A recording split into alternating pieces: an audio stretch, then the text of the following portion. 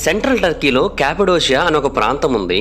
ఈ ప్రాంతం ఈ ప్రపంచంలోని అత్యంత మిస్టీరియస్ ప్రాంతాలలో ఒకటి. అంటే ఈ ప్రాంతంలో కొన్ని మిస్టరీలు బయటపడ్డాయి. దానికంటే ముందు కూడా ఈ ప్రాంతం చాలా పాపులరే. ఎందుకంటే ఇక్కడ ఎంతో అద్భుతమైన ప్రాంతాలు ఉంటాయి, స్టన్నింగ్ విజువల్స్ ఉంటాయి. ప్రపంచవ్యాప్తంగా ఎంతో మంది టూరిస్టులు, ఫోటోగ్రాఫర్స్ ఈ ప్రాంతానికి వచ్చి ఈ ప్రాంతాన్ని ఫోటోలు తీస్తుంటారు, ఈ ప్రాంతాన్ని ఎక్స్ప్లోర్ చేస్తూ ఉంటారు, ఎప్పటికప్పుడు ఆశ్చర్యపోతూ ఉంటారు. ఈ ప్రాంతంలో కొండలు మనకి ఎక్కువగా పింక్ కలర్లో కనబడుతూ ఉంటాయి, అలాగే క్యాన్యన్స్ ఏమో రెడ్ కలర్లో కనిపిస్తూ ఉంటాయి. అండ్ ఈ ప్రాంతంలో లెజెండరీ ఫెయిరీ చిమ్నీస్ కూడా ఉన్నాయి. అవన్నీ న్యాచురల్ స్టోన్ టవర్స్, వాటి యొక్క షేప్స్ చాలా డిఫరెంట్గా ఉంటుంది. అవన్నీ కూడా ఆ ప్రాంతంలో కొన్ని మిలియన్ సంవత్సరాల క్రితం నుంచి జరుగుతున్న వాల్కానిక్ రాక్ ఎరోజన్ కారణంగా ఫామ్ అయ్యాయి. అండ్ అది కూడా చాలా అంటే చాలా సాఫ్ట్ వాల్కానిక్ రాక్, అందుకని వాటిని చాలా జాగ్రత్తగా కాపాడుకుంటూ వస్తూ ఉంటారు. అయితే చాలా సంవత్సరాల క్రితం వరకు కేవలం వీటి గురించి మాత్రమే తెలుసు. ఆ ప్రాంతానికి వెళితే మంచి టూరిస్ట్ ప్లేసులు ఉంటాయని మాత్రమే తెలుసు. కానీ ఆ ప్రాంతంలో కొన్ని సంవత్సరాల క్రితం కొన్ని ఊహించని మిస్టరీలు బయటపడ్డాయి. అది కూడా భూమి యొక్క కింద భాగంలో బయటపడ్డాయి. అవన్నీ కూడా మోడర్న్ వరల్డ్ యొక్క ఫౌండేషన్స్ని ఛాలెంజ్ చేస్తున్నాయి. ఇప్పటికీ కూడా శాస్త్రవేత్తలు వాటి గురించి పూర్తిగా జవాబు చెప్పలేకపోతున్నారు. ఇదంతా కూడా 1963లో మొదలైంది. టర్కీలోని క్యాపడోషియాలోని డెరిన్కుయు అనే ఒక డిస్ట్రిక్ట్లో చాలా ఏళ్లుగా ఆ ప్రాంతంలో నివసిస్తున్న ఒక వ్యక్తి తన ఇంటికి రెనోవేషన్ చేయించాలనుకున్నాడు. అయితే అలా రెనోవేషన్ చేయిస్తున్నప్పుడు అతను ఒక మిస్టీరియస్ విషయాన్ని గమనించాడు. అదేంటంటే అతను తన ఇంట్లో కోళ్లను పెంచుకుంటూ ఉండేవాడు. వాటన్నిటిని కూడా చాలా జాగ్రత్తగా చూసుకుంటూ ఉండేవాడు. అయితే ఎప్పటి నుంచి అయితే ఇంటికి రెనోవేషన్ చేయించడం మొదలు పెట్టాడో అప్పటి నుంచి కూడా అవి కనిపించకుండా మాయమైపోవడం మొదలుపెట్టాయి. అవి ఏమవుతున్నాయో అర్థం కావట్లేదు, మాయమైపోయినాయి, మళ్ళీ తిరిగి రావట్లేదు. కొద్ది రోజుల పాటు అలా గమనించిన తర్వాత తను రెనోవేషన్ చేయిస్తున్న టైంలో తన ఇంటిలోని గోడల్లో ఒక గోడ మధ్యలో పెద్ద స్పేస్ క్రియేట్ అయినట్టుగా అతను గమనించాడు. అతను ఏమనుకున్నాడంటే మేబీ ఆ కోళ్ళన్నీ కూడా ఆ స్పేస్లోంచి ఆ గోడ యొక్క అవతల భాగానికి ఏమైనా వెళ్ళిపోతూ ఉండొచ్చు అనుకున్నాడు. అయితే ఆ గోడల దగ్గరకు వచ్చి చూసినప్పుడు అతనికి లోపల నుంచి ఎటువంటి శబ్దం వినిపించట్లేదు.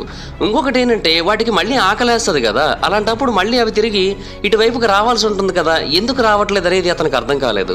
సో దానికి ఆన్సర్ తెలుసుకుందామన్న ఉద్దేశంతో తన దగ్గర ఉన్న స్లెడ్జ్ హ్యామర్ని తీసుకొని ఆ వాల్ని బ్రేక్ చేశాడు. ఆ వాల్ వెనకాతల ఒక హిడెన్ రూమ్ ఉంది. దాన్ని చూసి అతను చాలా ఆశ్చర్యపోయాడు. అంతకుముందు అలాగ ఒక రూమ్ తన ఇంటి గోడల వెనకాతలు ఉన్నట్టుగా తనకు తెలియదు. అయితే ఆ రూమ్లో అలా వెళుతూ ఉంటే అతనికి ఒక డార్క్ ప్యాసేజ్ వే కనబడింది. అది కిందకి తీసుకెళ్తోంది, అంటే భూగర్భంలోకి తీసుకెళ్తోంది అతన్ని. అతను భయంగానే ఆ ప్యాసేజ్ వేలోంచి కూడా కిందకి వెళ్ళాడు. అండ్ కొంచెం దూరం ముందుకెళ్ళగానే అక్కడ ఒక భూగర్భ ల్యాబిరింత్ ఉన్నట్టుగా గమనించాడు. అక్కడ చాలా భారీ సంఖ్యలో ప్యాసేజెస్, కేవ్స్ ఇవన్నీ ఉన్నట్టుగా కూడా అతనికి అర్థమైంది. అయితే మరింత ముందుకెళ్ళినట్టయితే అతను కూడా తప్పిపోతాడేమో అన్న భయంతో అతను వెంటనే తిరిగి వెనక్కి వచ్చేసి ఇమీడియట్గా లోకల్ అథారిటీస్కి దీని గురించి తెలియజేశాడు. వాళ్ళు ఇమీడియట్గా ఆ ప్రాంతానికి కొంతమంది శాస్త్రవేత్తలతో పాటు వెళ్ళారు. వాళ్ళు ఆ ప్రాంతంలో కొంత రీసెర్చ్ చేశారు. అప్పుడు వాళ్ళకి కళ్ళు తిరిగేంత భారీ మిస్టరీ బయటపడింది. అసలు అక్కడ ఉన్న సీనియర్ పీపుల్ కూడా అలాంటి విషయాన్ని ఏమాత్రం ఎక్స్పెక్ట్ చేయలేదు. అక్కడ ఉన్న ల్యాబిరింత్ అనేది కేవలం ఒక బిగినింగ్ మాత్రమే. నిజానికి అక్కడ ఒక భారీ అండర్ గ్రౌండ్ కాంప్లెక్స్ ఉంది. అది భూమి లోపల 275 అడుగుల లోతు వరకు స్ప్రెడ్ అయ్యి ఉంది. అక్కడ 18 వేరు లెవెల్స్ ఆఫ్ టన్నల్స్ ఉన్నాయి. నిజానికి ఆ కాంప్లెక్స్ అనేది ఒక లాస్ట్ సివిలైజేషన్ యొక్క మొత్తం లివింగ్ ప్లేస్. అది టర్కీ యొక్క కింద భాగంలో ఉంది, 18 లెవెల్స్లో ఉంది. దాన్ని చాలా అంటే చాలా జాగ్రత్తగా ప్రాపర్ ఇంజనీరింగ్తో నిర్మించాలని చాలా క్లియర్గా తెలుస్తోంది. ఎందుకంటే దాని లోపల డ్వెల్లింగ్స్ ఉన్నాయి, మీటింగ్ ప్లేసెస్ ఉన్నాయి, స్కూల్స్ ఉన్నాయి, ఈవెన్ ఒక టెంపుల్ కూడా ఉంది, లైవ్ స్టాక్ స్టేబుల్స్ ఉన్నాయి, సెల్లార్స్ ఉన్నాయి. అక్కడ వైన్ స్టోర్ చేస్తున్నారు. అండ్ అంతేకాకుండా 180 అడుగుల లోతులో అక్కడ నుంచి మళ్ళీ ఇంకొక 180 అడుగుల లోతులో ఇంకొక బావి కూడా ఉంది. అది ఆ ప్రాంతం మొత్తానికి వాటర్ని సప్లై చేస్తోంది. చిన్న వెంటిలేషన్ షాఫ్ట్స్ కూడా క్రియేట్ చేశారు న్యాచురల్ ఎయిర్ ఫ్లో కోసం. అది 18 లెవెల్స్కి స్ప్రెడ్ అయ్యేటట్టుగా కూడా చూసుకున్నారు. అంతేకాకుండా ఆ కాంప్లెక్స్ డిఫెన్స్ సిస్టమ్ని కూడా కలిగి ఉంది. అంటే ఎవరైనా వాళ్ళ మీదకి అటాక్ చేసినా, లేదంటే వాళ్ళని చంపడానికి ట్రై చేసినా, వాళ్ళు అక్కడ ఉన్నట్టుగా గమనించేసినా వాళ్ళ నుంచి తప్పించేసుకోవడం కోసం ఒక డిఫెన్స్ సిస్టమ్ని కూడా పెట్టారు. కొన్ని చోట్ల షార్ట్ అండ్ నారో హాల్వేస్ ఉంటాయి, అవి కావాలనే పెట్టడం జరిగింది. అండ్ ఒక్కొక్క దగ్గర సడన్గా లోతులు వస్తున్నాయి. అంటే అక్కడ వరకు స్ట్రైట్గా వెళ్తున్నట్టు ఉంటుంది, కానీ సడన్గా ఒక చిన్న లోయ వంటిది వస్తూ ఉంటుంది. అంటే ఎవరైనా వాళ్ళ మీదకి అటాక్ చేసినట్టయితే అక్కడ వరకు రప్పించి వీళ్ళు పక్కకు తప్పుకుంటారు, వాళ్ళు కిందకు పడిపోయేటట్టు చేస్తుంటారు. ఇలాగ చాలా రకాల డిఫెన్స్ సిస్టమ్స్ కూడా ఉన్నాయి ఆ ప్రాంతంలో. ప్రాంతంలో. అండ్ అక్కడ 1/2 టన్కి పైగా సర్క్యులర్ బౌల్డర్స్ ఉన్నాయి. అంటే 500 కేజీలకు పైగా బరువున్న సర్క్యులర్ బౌల్డర్స్ ఉన్నాయి. అవి ప్రతి లెవెల్కి మధ్యలో ఉన్నాయి. వాటిని కావాలనుకుంటే మూవ్ చేయొచ్చు లోపల నుంచి. వాటిని కనుక ఎంట్రన్స్ల వైపు మూవ్ చేసినట్టయితే అవి ఒక్కొక్క లెవెల్ని కంప్లీట్గా సీల్ చేసేస్తాయి. అంటే ఒకవేళ పైన లెవెల్స్లోకి ఎవరైనా వచ్చారనుకోండి, వాళ్ళ నుంచి వీళ్ళు వీటిని సీల్ చేసుకోవడం ద్వారా తప్పించుకోవచ్చు. అండ్ ఆ వ్యక్తి ఒక భూగర్భ నగరాన్ని కనుగొన్నట్టుగా ఫైనల్గా శాస్త్రవేత్తలు అయితే అర్థం చేసుకున్నారు. దానికి వాళ్ళు పెట్టిన పేరే డెరిన్ కుయు అండర్ గ్రౌండ్ సిటీ. శాస్త్రవేత్తల యొక్క అంచనా ప్రకారం ఒకానొక టైంలో ఈ ప్రాంతంలో సుమారుగా 20,000 మంది మనుషులు వాళ్ళ యొక్క లైఫ్ స్టాక్తో ఫుడ్ స్టోర్స్తో కలిపి నివసించి ఉండొచ్చు అని అభిప్రాయపడుతున్నారు. సో క్యాపడోషియా ప్రాంతంలో కేవలం భూమి యొక్క పైభాగంలో మాత్రమే కాదు, భూమి యొక్క కింద భాగంలో కూడా మనకి నగరం అయితే ఉంది. అది కూడా చాలా డిఫరెంట్గా ఉంది. అండ్ ఇంకొకటి ఏంటంటే ఆ భూగర్భ నగరం అంతా కూడా కంప్లీట్గా ఈజీ టు క్యార్ వాల్కానిక్ రాక్తోనే కట్టారు. అంటే వాల్కానిక్ రాయి చాలా ఈజీగా చెక్కబడుతూ ఉంటుంది. అలాంటి రాయిని ఉపయోగించి ఆ నగరాన్ని నిర్మించారు. సో ఎవరైతే ఆ నగరాన్ని నిర్మించారో వాళ్ళు కేవలం షోవెల్స్ని, పికాక్సెస్ని మాత్రమే ఉపయోగించి దాన్ని నిర్మించి ఉండొచ్చని అభిప్రాయపడుతున్నారు. అయితే ఇక్కడ ఇంకొక విషయం కూడా ఉంది. ఈ డెరిన్ కుయ్యూని ఎలా నిర్మించారనేది అర్థమవుతోంది, కానీ ఎవరు నిర్మించారనేది మాత్రం ఎవరికి అర్థం కావట్లేదు. ఈ క్యాపడోషియా ప్రాంతం ఏంటంటే ఎగ్జాక్ట్గా 3 కాంటినెంట్స్కి మధ్యలో ఉంటుంది. మీరు గమనించినట్టయితే దాని పైన యూరోప్ ఉంటుంది, కింద మిడిల్ ఈస్ట్ ఉంటుంది, సైడ్ ఏమో ఏషియా ఉంటుంది. సో ఇది చాలా అంటే చాలా ముఖ్యమైన ప్రాంతం. అండ్ చరిత్ర ప్రకారంగా చూసుకున్నా కూడా చాలా సామ్రాజ్యాలు దీని మీదకి దండెత్తి దీన్ని పూర్తిగా వాళ్ళ చేతుల్లోకి తీసుకున్నాయి కూడా. అసిరియన్స్ నుంచి పెర్షియన్స్ వరకు, గ్రీక్స్ నుంచి రోమన్స్ వరకు, ఆటోమన్ ఎంపైర్ వరకు అందరూ కూడా ఈ ప్రాంతాన్ని పరిపాలించారు. సో ఎప్పుడు ఇక్కడ గొడవలు జరుగుతూనే ఉంటాయి, ఎప్పుడు ఇక్కడ అధికారం అనేది చేతులు మారుతూనే ఉంటుంది. శతాబ్దాలు గడుస్తున్న కొద్దీ ఇక్కడ రూలింగ్ స్టైల్ కూడా మారిపోతూ ఉంటుంది. అందుకని శాస్త్రవేత్తలు ఈ డెరిన్ కుయ్యూని ఎవరు నిర్మించారనేది అర్థం చేసుకోలేకపోతున్నారు. అయితే కొంతమంది ఏమంటున్నారంటే దీన్ని ఫారెన్ ఇన్వైడర్స్ నుంచి టెంపరరీ షెల్టర్గా నిర్మించి ఉండొచ్చని చెబుతున్నారు. అంటే భారీ సంఖ్యలో ప్రజల్ని, కొంతమంది పెర్సిక్యూటెడ్ గ్రూప్స్ని కాపాడటం కోసం ఇక్కడ ఇటువంటి దాన్ని నిర్మించి ఉండొచ్చని అభిప్రాయపడుతున్నారు. ఇన్ఫ్యాక్ట్ ఈ ప్రాంతంలో ఉన్న మొదటి మనుషులు రోమన్స్ నుంచి తప్పించుకోవడానికి ఇక్కడ దాక్కున్నట్టుగా ఆర్కియలాజికల్ ఎవిడెన్స్ కూడా దొరికింది. అంతేకాకుండా ఈ ప్రాంతంలో అరబ్ బైజాంటైన్ ఎరా టైంలో, అంటే ఆ టైంలో భారీగా యుద్ధాలు జరుగుతూ ఉండేవి. అంటే 780 to 1180 CE ఆ టైంలో కూడా చాలామంది లోకల్స్ తప్పించుకోవడం కోసం ఈ ప్రాంతానికి వచ్చి దాక్కుని ఉండేవారని కూడా మనకి కొంతవరకు ఆధారం దొరికింది. అలాగే 14వ శతాబ్దంలో మాంగోల్ హోర్డ్స్ నుంచి తప్పించుకుంటూ కూడా కొంతమంది ఎథనిక్ గ్రూప్స్ వాళ్ళు ఈ ప్రాంతానికి వచ్చినట్టుగా తెలుస్తోంది. ఆటోమన్ ఎంపైర్ టైంలో కూడా కొంతమంది ఇక్కడ తలదాచుకున్నట్టుగా తెలుస్తోంది. సో చాలా మంది ఇక్కడ తలదాచుకున్నారని అయితే చాలా క్లియర్గా అర్థమవుతోంది. సో దీన్ని ఎందుకు నిర్మించారనేది క్లియర్గా అర్థమవుతోంది, కానీ ఎవరు నిర్మించారనేది మాత్రం మనకు అసలు ఏమాత్రం అర్థం కావట్లేదు. కొంతమంది శాస్త్రవేత్తలు ఏమని చెబుతున్నారంటే దీన్ని బహుశా 1200 బిఫోర్ ద కామన్ ఎరా టైంలో హిట్టిటీస్ వాళ్ళు నిర్మించి ఉండొచ్చని చెబుతున్నారు. అంటే వాళ్ళే ఆ ప్రాంతాన్ని ఆ టైంలో పరిపాలించారు. ఇన్ఫ్యాక్ట్ ఈ ప్రాంతంలో హిటిటీ ఆర్టిఫాక్ట్స్ కూడా బయటపడ్డాయి. వాటిని దృష్టిలో పెట్టుకునే శాస్త్రవేత్తలు ఈ థియరీని తెలియజేశారు. అయితే మరికొంతమంది ఏమంటున్నారంటే హిటిటీస్ మేబీ ఆ ప్రాంతంలో 1 లేదా 2 లెవెల్స్ నిర్మించి ఉండొచ్చు, కానీ మెజారిటీ ఆఫ్ ద వర్క్ అయితే చేసింది మాత్రం 700 ఎరా నుంచి 600 బిఫోర్ కామన్ ఎరా టైంలో ఆ ప్రాంతాన్ని పరిపాలించిన ప్రిగియన్సే ఎక్కువ శాతం ప్రాంతాన్ని నిర్మించి ఉండొచ్చని అభిప్రాయపడుతున్నారు. ఎందుకంటే ప్రిగియన్స్ ఆ ప్రాంతాన్ని చాలా అంటే చాలా దారుణంగా డామినేట్ చేశారు. ఆ ప్రాంతంలో చాలా ఏళ్ల పాటు పరిపాలించారు. అంతేకాకుండా ఆ టైంలో వాళ్ళు పెద్ద పెద్ద బిల్డర్స్ని, పెద్ద పెద్ద ఆర్కిటెక్ట్స్ని ఉపయోగించి ఎన్నో గుర్తుండిపోయే రాక్ ఫార్మేషన్స్ కూడా నిర్మించారు. ఇది మిడాస్ మాన్యుమెంట్. ఇది కూడా వాళ్ళ యొక్క పరిపాలన టైంలోనే నిర్మించడం జరిగింది.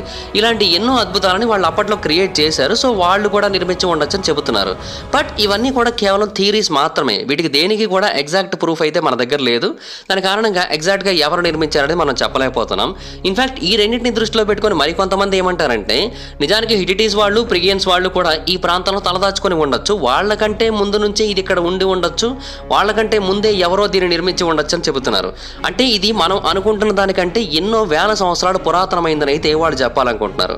అయితే ఇక్కడ ఇంకొక ప్రాబ్లం ఉంది. శాస్త్రవేత్తలు దీన్ని ఎప్పుడు నిర్మించారు అనేది కూడా పూర్తిగా చెప్పలేరు. ఎందుకంటే అది వాల్కానిక్ రాక్తో చేయబడింది. దాని కారణంగా దానికి కార్బన్ డేటింగ్ పరీక్షలు అనేవి చేయడం ఏమాత్రం సాధ్యం కాని పని. ఎందుకంటే అది స్టోన్, ఆర్గానిక్ మెటీరియల్ కాదు. దాని కారణంగా ఎగ్జాక్ట్గా ఎప్పుడు నిర్మించారనే క్వశ్చన్ ఆన్సర్ లేకుండా మిగిలిపోయింది. చాలా థియరీస్ అయితే ఎప్పటికప్పుడు వస్తూ ఉన్నాయి. అవైతే ఏమాత్రం ప్రూవ్ అవ్వలేదు.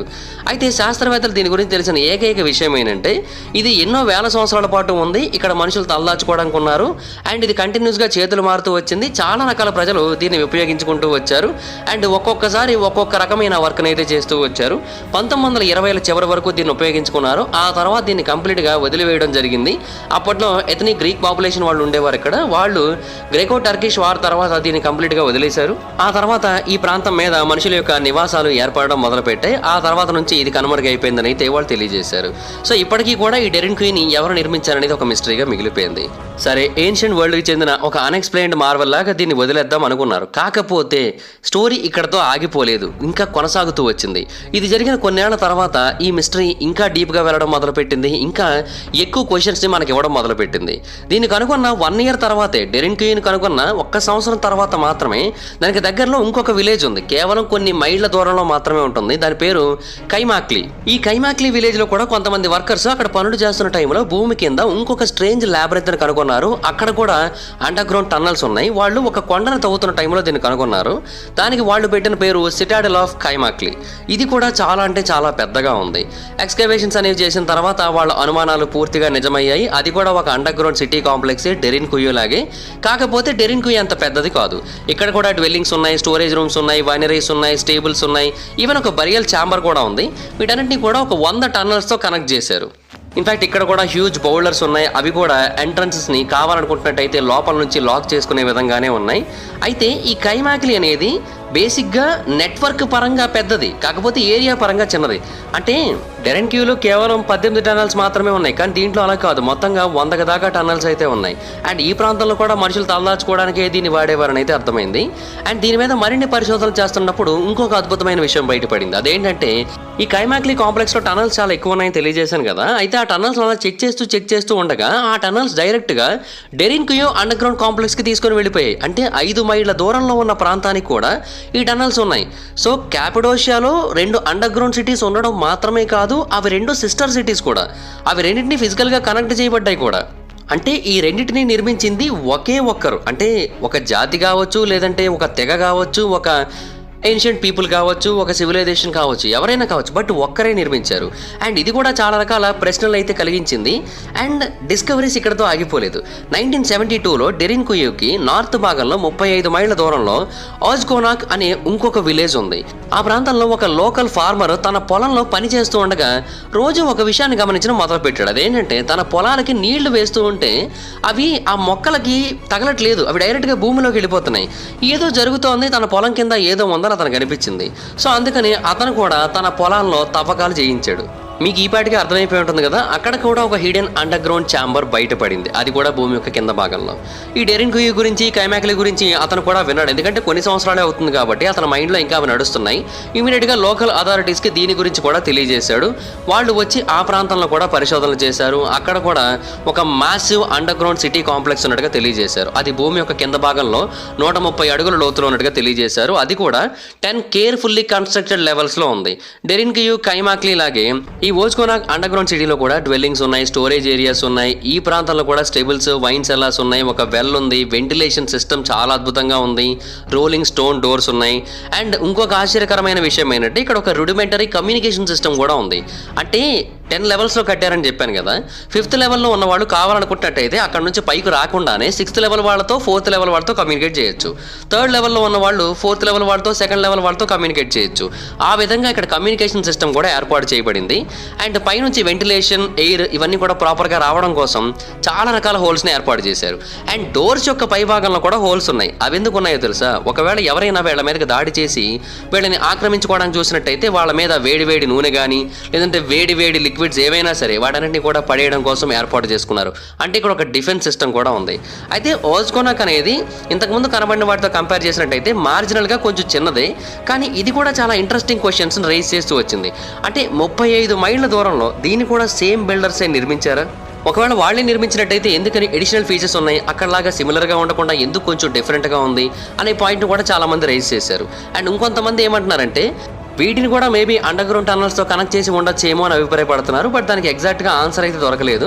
కానీ ఒకటైతే అర్థమైంది, మిస్టరీ అనేది కేవలం డెరిన్ కుయో దగ్గర ఆగిపోలేదు, అక్కడ నుంచి చాలా వరకు స్ప్రెడ్ అయింది. అండ్ ఇంకా మనం ఎన్నో ఏళ్ల పాటు, ఎన్నో దూరాల పాటు పరిశోధన చేయాల్సి ఉంటుందని అయితే వాళ్ళకి అర్థమైంది. ఆ తర్వాత అలా కంటిన్యూస్గా పరిశోధన చేస్తున్నప్పుడు శాస్త్రవేత్తలకు అర్థమైన ఇంకొక విషయం ఏంటంటే ఈ క్యాపడోషియా కింద ఒక అండర్ గ్రౌండ్ వరల్డ్ ఉంది. అంటే అక్కడ ఉన్న ప్రతి విలేజ్ కింద భాగంలోని కూడా ఒక రాక్ కట్ స్ట్రక్చర్ ఉంది భూగర్భంలో. అవి కొన్ని కొన్నిసార్లు చిన్నగా ఉంటున్నాయి, కొన్నిసార్లు పెద్దగా ఉంటున్నాయి. చిన్నగా ఉన్న వాటిలో ఒక రూమ్ ఉంటుంది లేదా 2 రూములు ఉంటున్నాయి, అందులో మహా అయితే 2 లేదా 3 వ్యక్తులు ఉండొచ్చు అంతే. పెద్దగా ఉన్న వాటిలో ఎక్కువ మంది ఉండొచ్చు. అండ్ ఇవన్నీ కూడా కొన్నిసార్లు కనెక్ట్ అవుతున్నాయి, కొన్నిసార్లు కనెక్ట్ అవ్వకుండా సెపరేట్గా ఇండివిజువల్గా ఉంటున్నాయి. అంటే శాస్త్రవేత్తలకు అర్థమైంది ఏంటంటే ఇక్కడ ఒక అండర్ గ్రౌండ్ సివిలైజేషనే తలదాచుకుంది. ఒకానొక టైంలో క్యాపడోషియా ప్రాంతంలో ఒక పురాతన కాలం నాటి సివిలైజేషన్ పూర్తిగా భూగర్భంలో ఎగ్జిస్టెన్స్లో ఉందని వాళ్ళకి అర్థమైంది. అండ్ కైమాక్లీ, ఓజ్గోనాగ్ ఈ ప్రాంతంలో ఉన్న వాళ్ళందరూ కూడా వాటిని చూసి ఆశ్చర్యపోతున్నారు. ఎందుకంటే అన్నేళ్ల పాటు వాళ్ళ కింద అలాంటి ఒక అండర్ గ్రౌండ్ ఛాంబర్ ఉన్నట్టుగా వాళ్ళకి ఎవరికి తెలియదు కదా, ఎన్నో ఛాంబర్స్ ఉన్నాయి. ఇవన్నీ కూడా అక్కడ వాళ్ళందరినీ కూడా చాలా ఆశ్చర్యపరుస్తూ వచ్చాయి.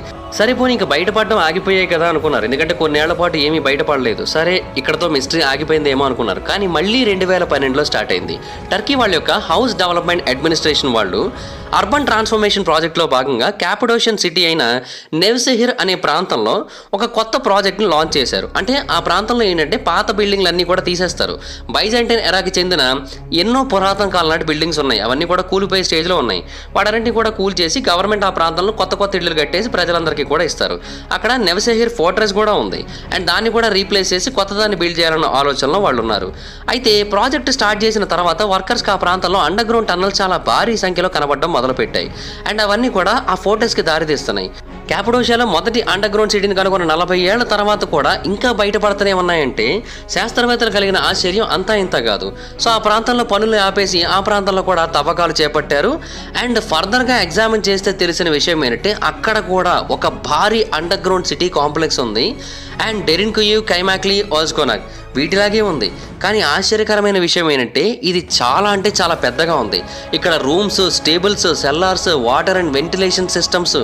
దీన్ని నార్మల్గా స్టడీ చేయడం కుదరక నెవ్సెహిర్ యూనివర్సిటీ చెందిన జియోఫిజిస్టులు కొంతమంది సెస్మిక్ టోమోగ్రఫీ టెక్నాలజీని అలాగే జియోఫిజికల్ రెసిస్టివిటీ టెక్నాలజీని ఉపయోగించి ఈ ప్రాంతంలో స్టడీస్ చేశారు. ఇక్కడ ఉన్న ల్యాబ్రెంత్ మొత్తాన్ని కూడా మ్యాప్ చేశారు. దాన్ని చూసి వాళ్ళ మతి పోయిందనే చెప్పాలి. ఎందుకంటే ఇక్కడ ఉన్న సిటీ ఎంత పెద్దగా ఉందో తెలుసా? 5 మిలియన్ స్క్వేర్ ఫీట్ ఏరియాలో స్ప్రెడ్ అయి ఉంది. అది కూడా భూమి లోపల 370 అడుగుల లోతు వరకు స్ప్రెడ్ అయి ఉంది. అంటే ఇప్పటి వరకు కనబడిన అన్ని అండర్ గ్రౌండ్ సిటీస్ కంటే ఇదే చాలా పెద్దది. ఇన్ఫ్యాక్ట్ పాత వాటిలో అన్నిటికంటే పెద్దది డెరిన్కుయు, దానికంటే 30% పెద్దదని కొంతమంది శాస్త్రవేత్తలు తెలియజేస్తూ వచ్చారు. సో ఇప్పుడు అర్థమైన విషయం ఏంటంటే ఈ క్యాపడోషియాలో ఎవరైతే అండర్ గ్రౌండ్ సిటీస్ నిర్మించారో వాళ్ళు మనం అనుకున్న దానికంటే ఇంకా ఎక్కువే వర్క్ చేశారు, అనుకున్న దానికంటే ఇంకా అడ్వాన్స్డ్ టెక్నాలజీనే కలిగి ఉన్నారని అయితే శాస్త్రవేత్తలకు అప్పుడు అర్థమైంది. అండ్ ఆ నెవ్సెహిర్ని పూర్తిగా ఎక్స్కవేట్ చేయడానికి, పూర్తిగా ఎక్స్ప్లోర్ చేయడానికి ముందే ఇంకొక అద్భుతమైన సంఘటన జరిగింది. అదేంటి అంటే డెరిన్కుయు నగరానికి సుమారుగా 500 మైళ్ళ దూరంలో క్యాపడోషియా రీజన్ నుంచి కంప్లీట్గా దూరంగా సౌత్ వెస్టర్న్ టర్కీలో ఒక హిస్టారికల్ సిటీ ఉంది. ఆ సిటీ పేరే మిడ్యాట్. ఈ మిడ్యాట్ సిటీలో 2020లో కొంతమంది వర్కర్స్ రీస్టోరేషన్ వర్క్స్ చేస్తున్నారు. అది రెగ్యులర్గా జరిగేదే. అండ్ అలా చేస్తున్న టైంలో ఆ ప్రాంతంలో ఉన్న ఓల్డ్ టౌన్ ఏరియాలో భూమి యొక్క కింద భాగంలో ఒక హిడెన్ ఎంట్రన్స్ కనబడింది. అది ఒక గుహకు దారి తీసింది. ఆ గుహ లోపలికి వెళితే దాని లోపల కూడా కొన్ని ఇళ్ళు కనబడ్డాయి. అండ్ అలా దాన్ని వెతుక్కుంటూ లోపలికి వెళితే లోపల ఒక భారీ అండర్ గ్రౌండ్ కాంప్లెక్సే కనబడింది. ఇది ఇంకొక డెరిన్కుయునా లేదంటే ఇంకొక నెవ్సెహిరా? క్యాపడోషియా రీజన్ని దాటి కొన్ని 100 మైళ్ళు వచ్చేసాం, అయినా కూడా మనకి భూమి లోపల భాగంలో భారీ కాంప్లెక్స్ సిటీస్ అయితే కనబడుతున్నాయి. అయితే దీనికి పాత వాటికి ఏమైనా సంబంధం ఉందా అనే విషయం మీద శాస్త్రవేత్తలు మొదట కొన్ని పరిశోధనలు అయితే చేశారు. దానికి కొంతమంది ఎస్ అన్నారు, కొంతమంది నో అన్నారు. ఈ అండర్ గ్రౌండ్ సిటీ ఏదైతే మిడ్యాట్ యొక్క కింద భాగంలో ఉందో అది చాలా అంటే చాలా పెద్దగా ఉంది.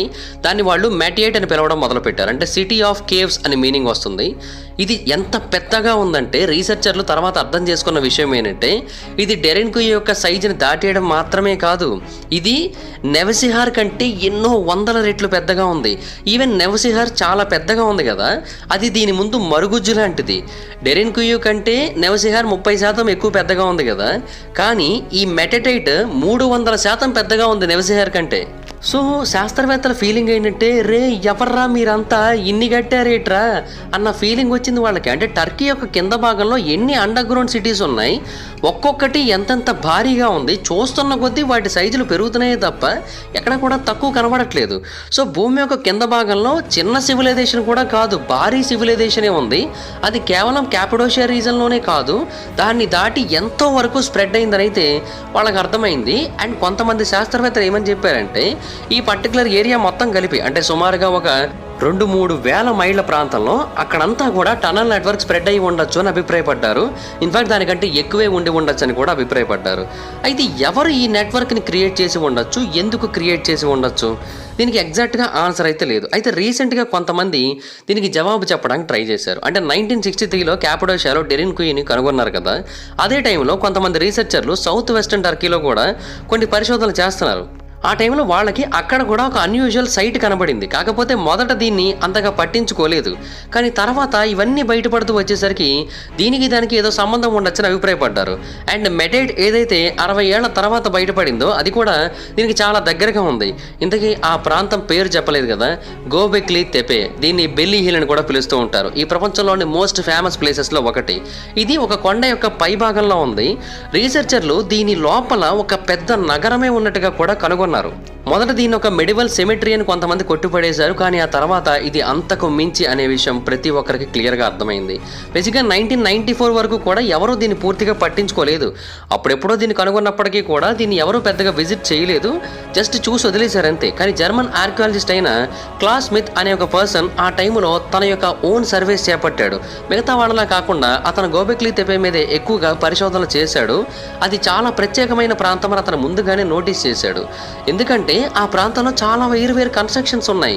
స్టోన్ ఏజ్కి చెందిన ఒక భారీ సైట్ అనే విషయం ఇది నాకు చూడగానే అర్థమైందని అయితే అతను దీని గురించి చెప్పాడు. రీసెర్చ్ జరుగుతున్నప్పుడు స్మిత్ చెప్పిందే కరెక్ట్ అనే విషయం అందరికీ అర్థమైంది.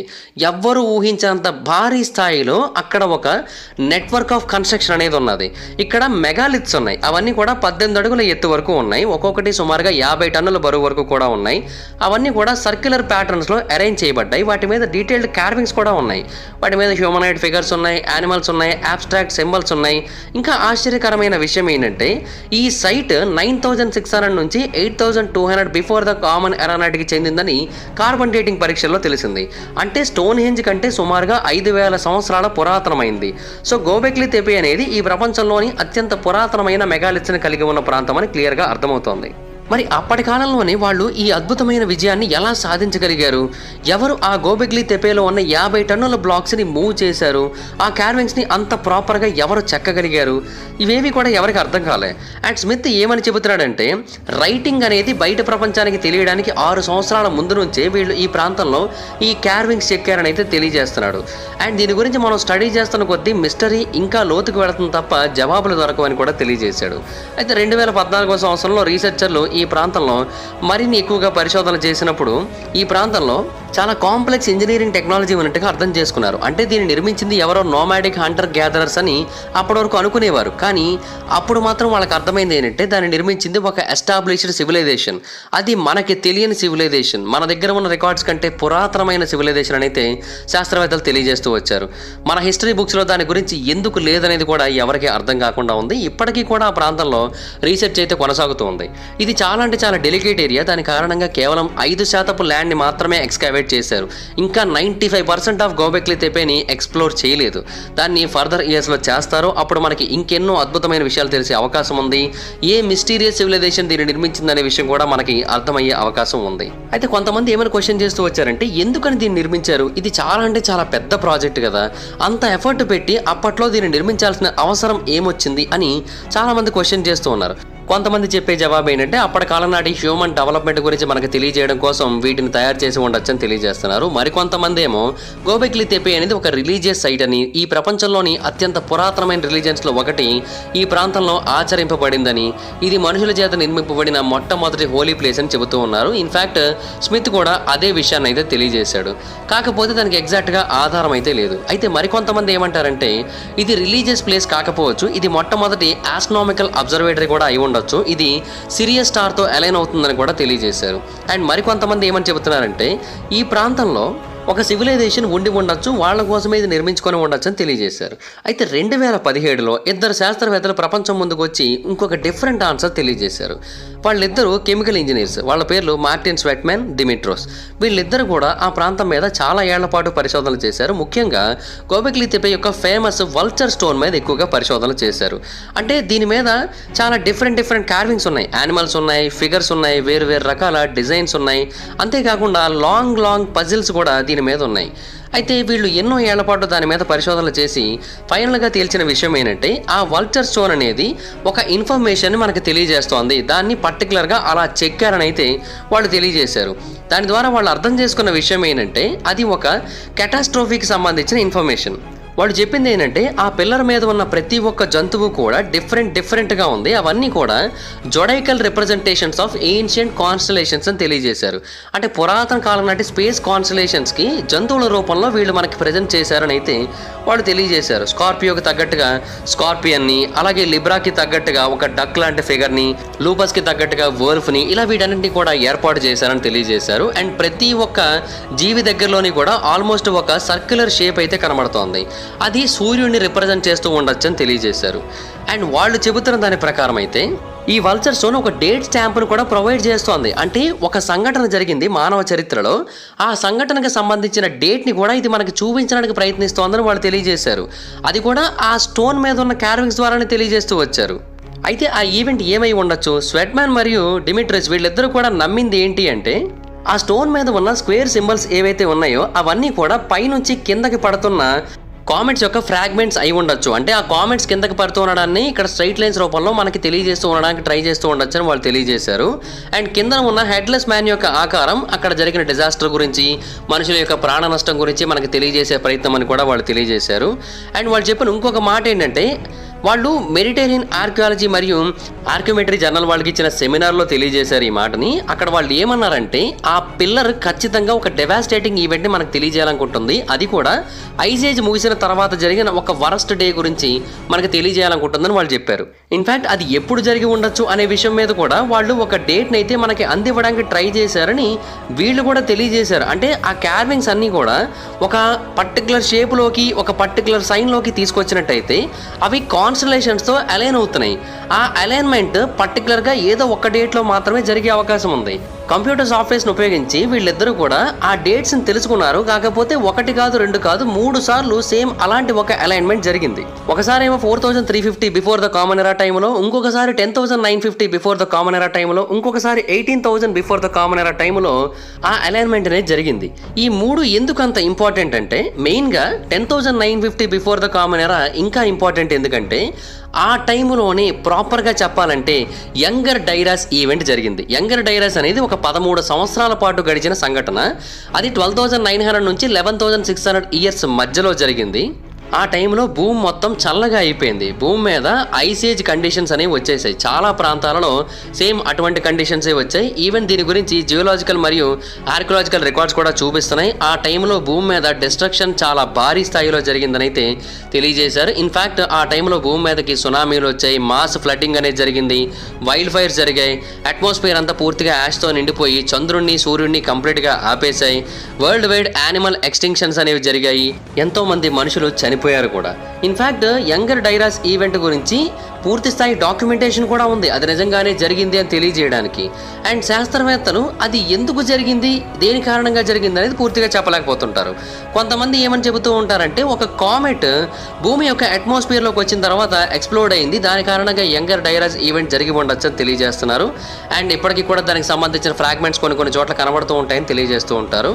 అండ్ పెద్దవి అయితే మాత్రం ఐస్ క్యాప్స్లో పడిపోయాయి, అందువలన అవి మనకి ఇప్పుడు కనబడట్లేదని తెలియజేస్తూ ఉంటారు. అండ్ కొన్నిసార్లు అవి వేపర్ అయిపోయాయని కూడా తెలియజేస్తూ ఉంటారు. సో గోబెక్లీ తెపేలోని వల్చర్ స్టోన్ కూడా ఈ ఈవెంట్ని మనకి తెలియజేయడానికి ట్రై చేస్తోందనేది ఆ ఇద్దరు శాస్త్రవేత్తల యొక్క మాట. యంగర్ డైరాస్ ఈవెంట్ గురించి మనకి చెప్పాలనుకుంటోంది.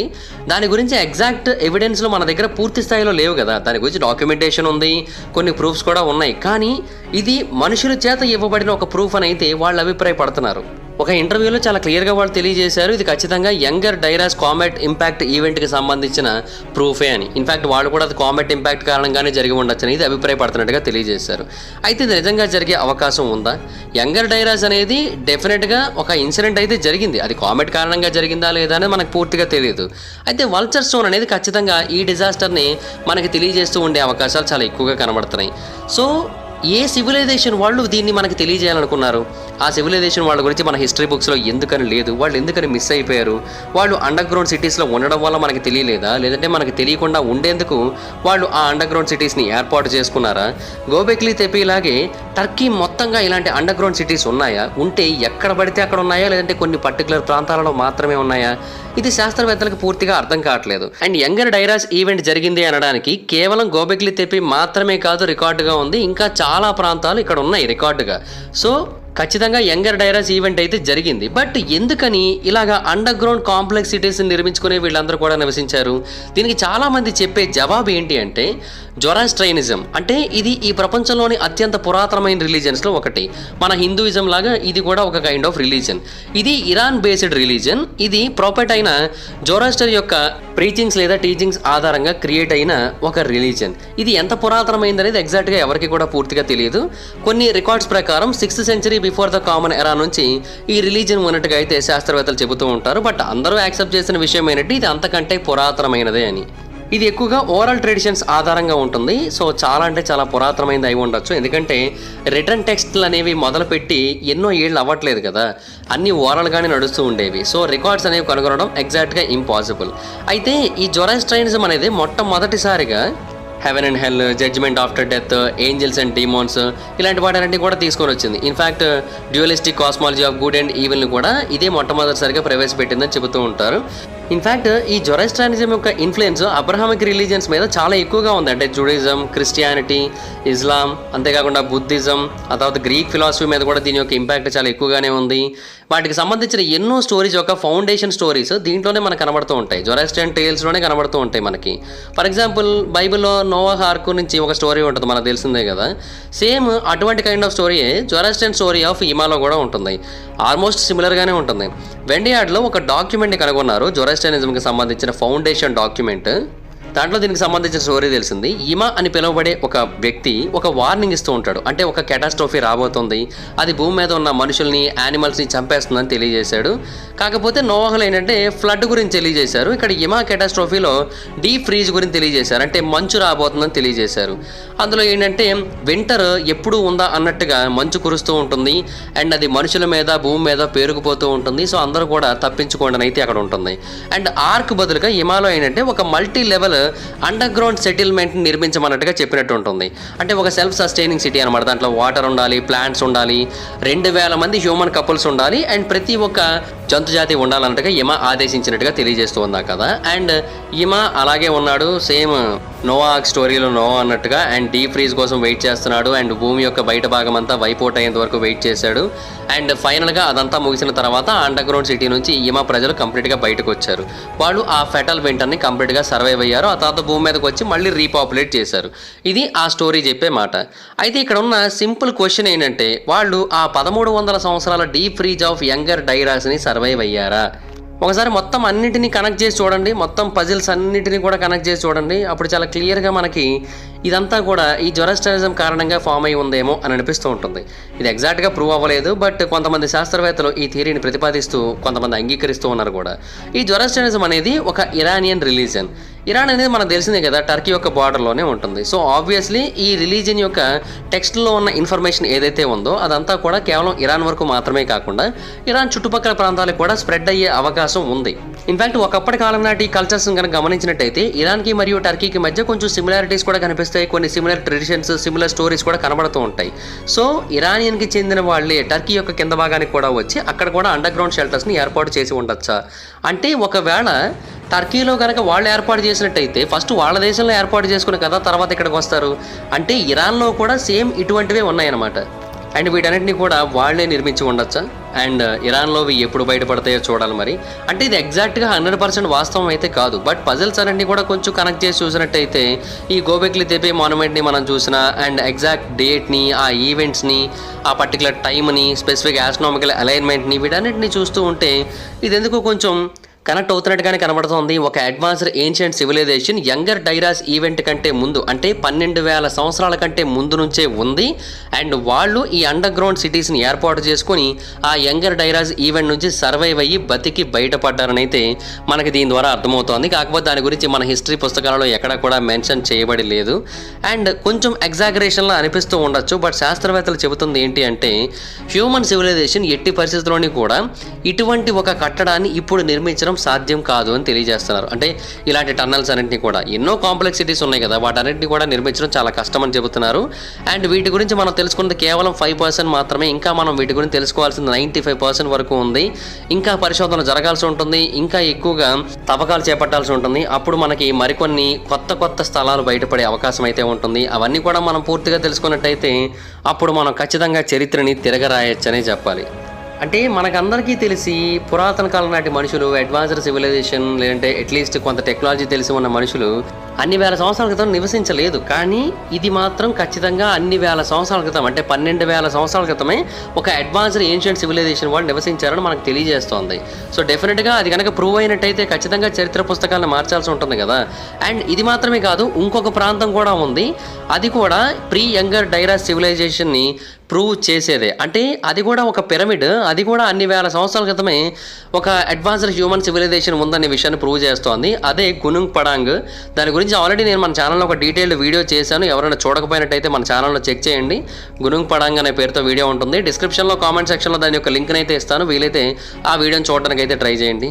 So that's it guys, thanks for watching the video కనుక మీకు నచ్చినట్టయితే లైక్ చేయండి, వీడియోని షేర్ చేయండి.